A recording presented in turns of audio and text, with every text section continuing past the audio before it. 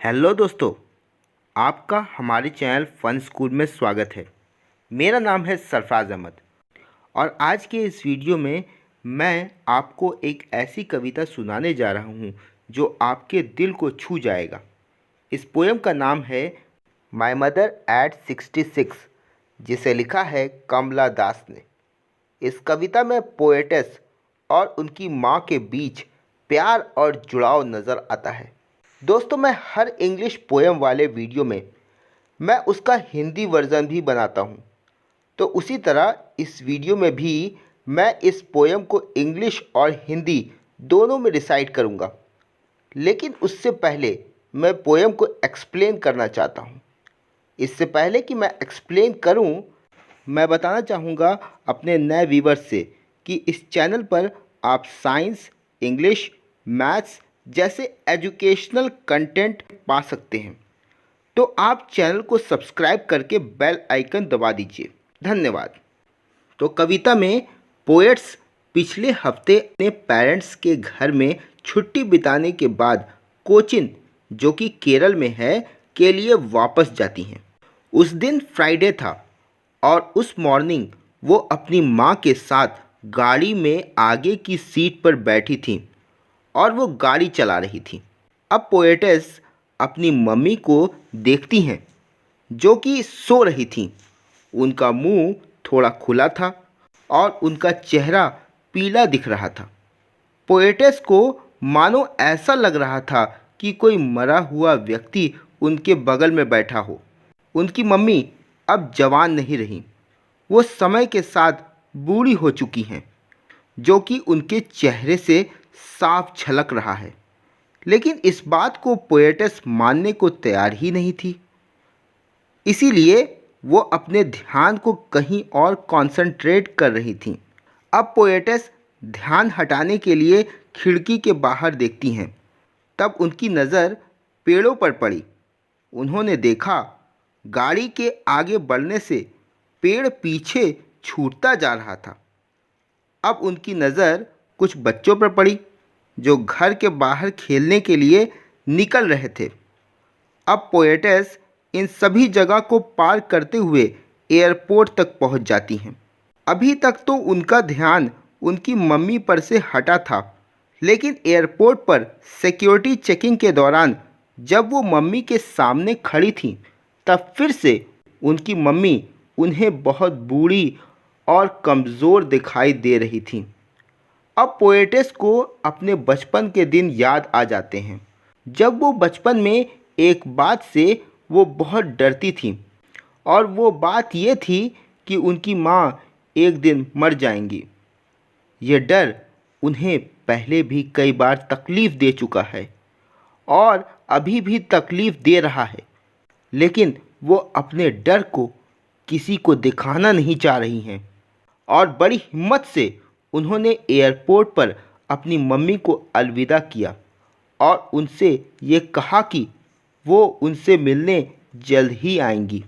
और इस पूरी बातचीत में वो अंदर ही अंदर बहुत ही तकलीफ़ में थी।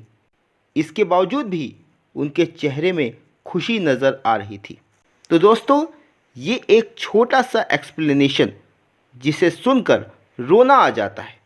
खैर, अब इस पोयम को रिसाइट करते हैं हिंदी एंड इंग्लिश में। So let's get started. Driving from my parents' home to Cochin last Friday morning, I saw my mother's beside me, doors open mouth, her face ashen like that of a corpse, and realized with pain that she was as old as she looked, but soon put thought away and looked out at young trees sprinting, the merry children spilling out of their homes. But after the airport security check, standing a few yards away, I looked again at her, wan, pale as a late winter's moon, and felt that old familiar ache, my childhood's fear. But all I said was, "See you soon, Amma. See you soon, Amma." All I did was smile and smile and smile and smile.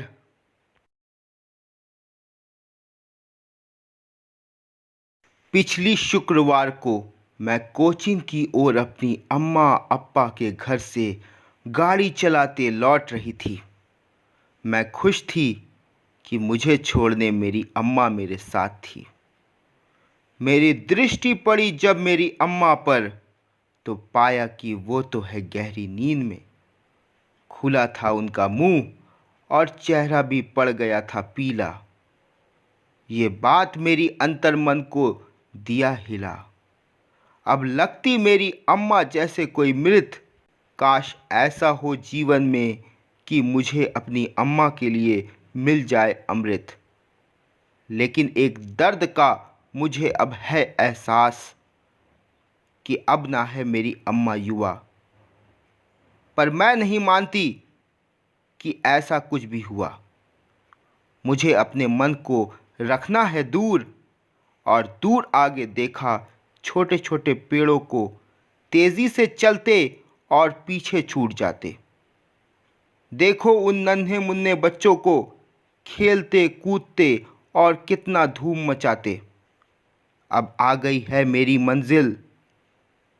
नहीं था ध्यान अब तक मेरी अम्मा पर, लेकिन हवाई अड्डे पर जब मैं पहुंची, तब फिर से पड़ गई मेरी दृष्टि मेरी अम्मा पर।